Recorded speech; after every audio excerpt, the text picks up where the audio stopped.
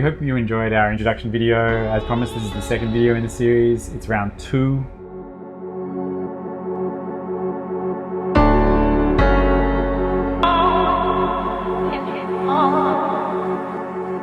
In this round, we're going to talk about what we've done to the car thus far, what we're going to do to the car going forward.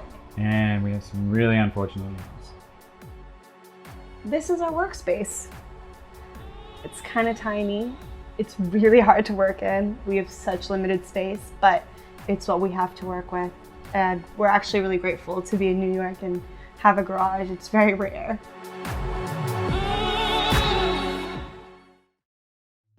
It all started when we took the mechanic for its registration renewal.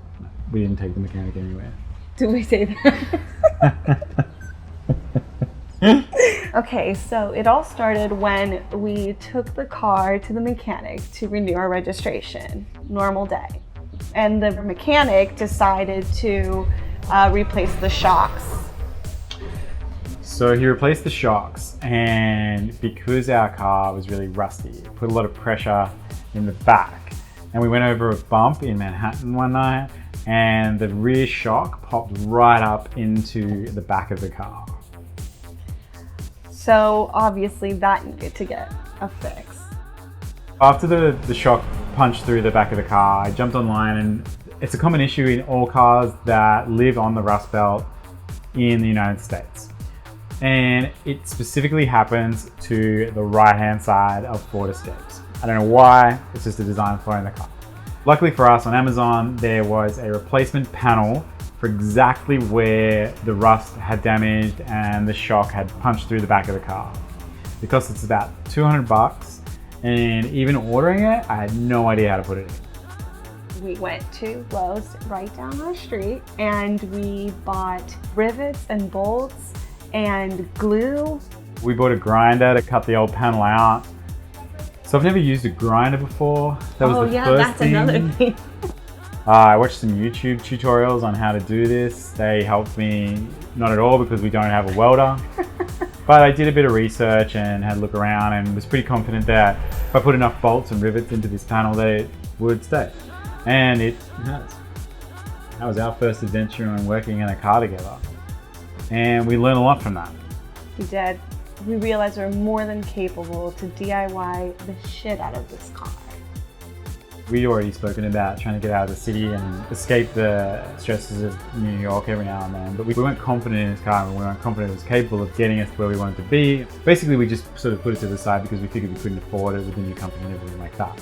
Once we fixed this panel and we DIY'd it, it just sort of opened up a world of what we were capable of together and what we felt pretty confident that we were going to be able to do to this car to get us out of the city. And this is what starts this whole journey.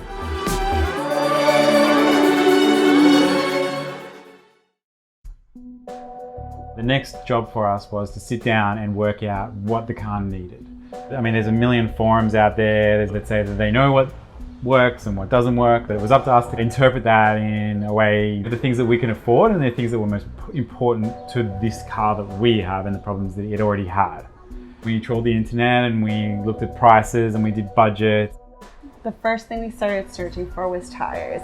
Sophia jumped on Craigslist. She found a set of BF Goodrich all-terrain tires that came with a set of Mustang Cobra wheels that actually happened to fit the Ford Escape, and they were literally like, I think $400. Yeah. Which, like, just a set of the tires by themselves was over $1,000. Yeah. So that was like our first big saving, and we were pretty pumped at that point.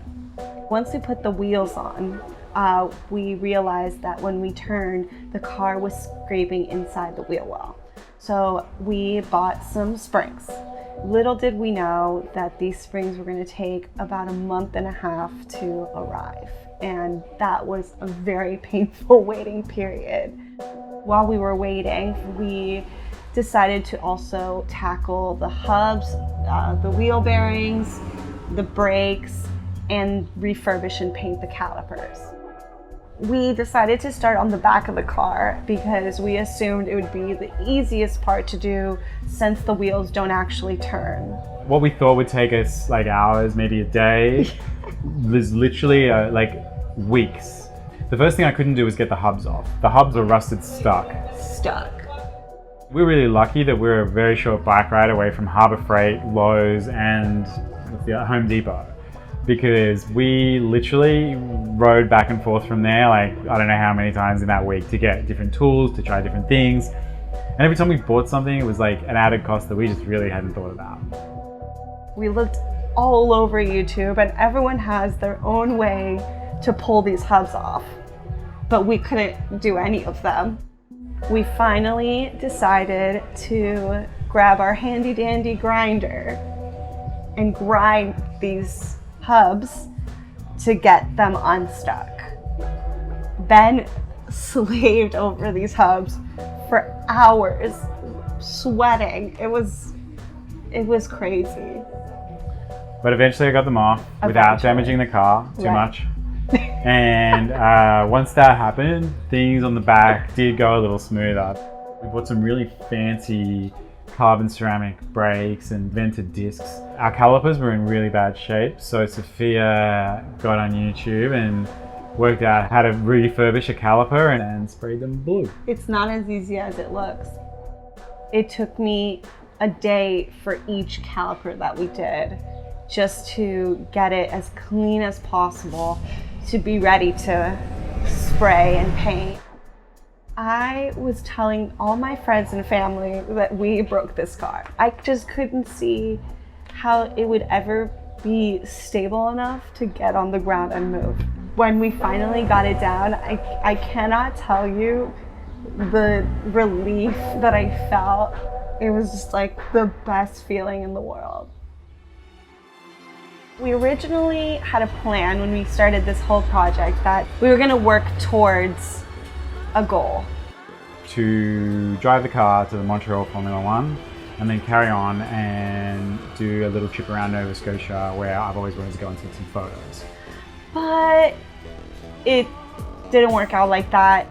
We are working crazy hours and we ran out of money because we have a new company, and because of that, we couldn't balance preparing this and being able to stay alive. Like being able to eat. Yeah, like eating and normal life things. Basically, we just had to roll with the punches.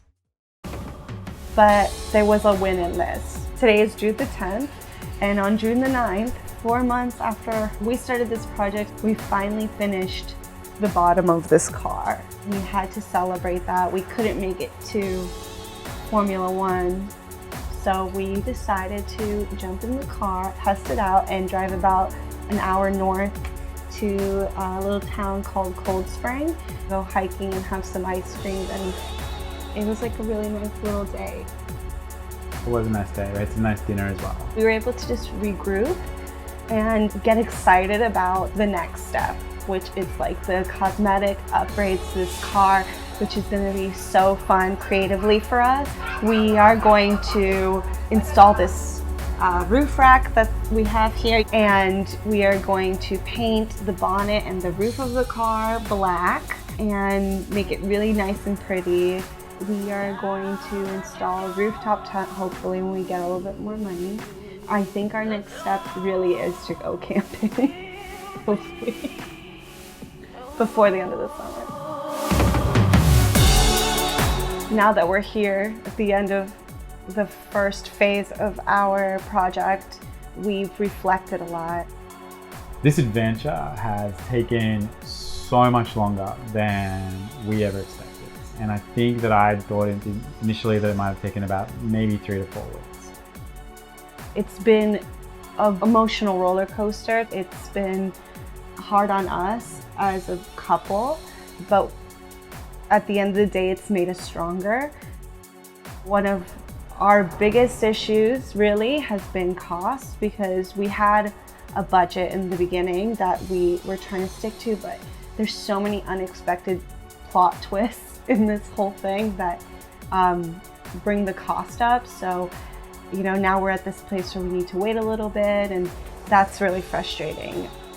we know at the end of this that it's something that we need to do to be able to escape a little bit easier and get out of the city, because we can't afford to buy a new car or do any of those things that it seems normal people do. But I think I'd recommend this process to other people. It's really interesting. You learn a lot. I can now have a conversation about what a car is made of, and I never thought I would say that.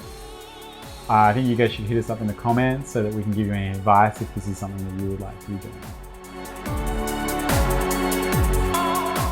I hope we did an okay job of explaining this video to you guys, and if you'd like to see more of what we've been up to, we have an Instagram. It's just at Nomad Effect. Catch you later. Hit the subscribe button. We need some followers.